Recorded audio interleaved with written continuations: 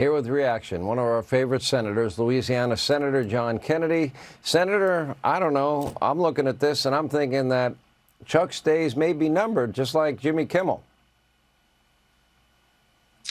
Sean, I don't hate anybody. That includes Senator Schumer. He's very smart. On the other hand, Chuck's often wrong. He never makes the same mistake twice. He makes it 5 or 6 times just to be sure. But this time he got it right in supporting our efforts to keep government open. Unless a football coach taught you history, you understand that shutting government down never achieves anything. It just scares people, especially the elderly. Having said that, many Democrats are angry at Schumer.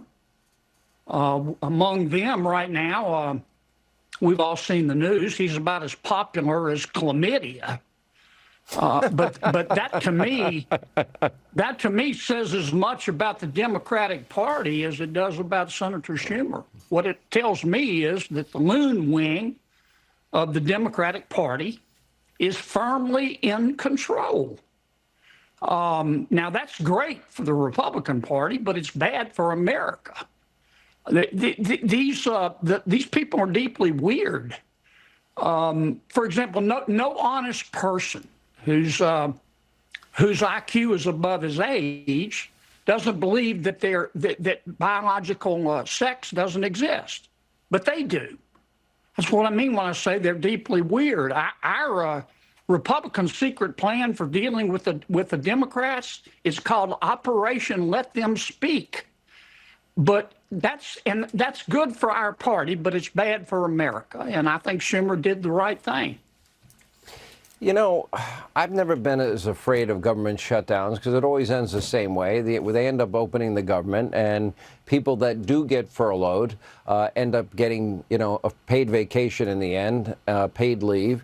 And we never take away essential services. The military keeps defending our country. Social Security checks keep going out. Other essential services, continue. So it never quite it becomes the doom and gloom that people predict it to be. But with that said, I don't think the Democrats had much leverage here. We're still living under the Biden-Harris budget, are we not?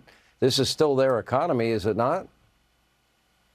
Well, yes, but we fixed it as best we could. For example, in this particular budget, we added $6 billion for defense spending. We cut $13 billion from non-defense discretionary spending.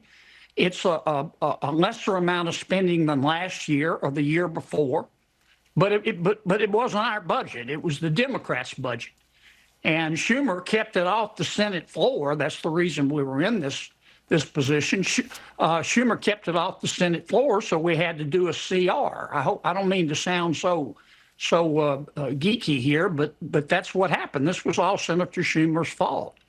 But as I said, this to me says more about the Democratic Party today than it does about Senator Schumer. Well, let me ask you, Senator. Do you think he might be deposed? Do you think that he might be challenged? Do you think that somebody might challenge his leadership? No. That's okay. What's you've heard me say this before. If it wasn't for double standards in Washington, there wouldn't be any standards at all. Most Democrats in the Senate supported what Schumer did, and they're scared of him. Whatever Schumer says, generally speaking, they just moo and follow him into the chute like cattle. And I don't think that'll change. I double dog dare one of them to take him on and see what happens. He'll cut him off like a dead stump. The one thing I'll say is Democrats usually circle the wagons and Republicans create circular firing squads. This is the one time I think roles have reversed, hopefully permanently so. I think Donald Trump had a big part to play in that.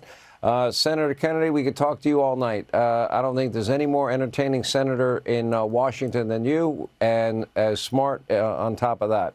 We appreciate you being with us.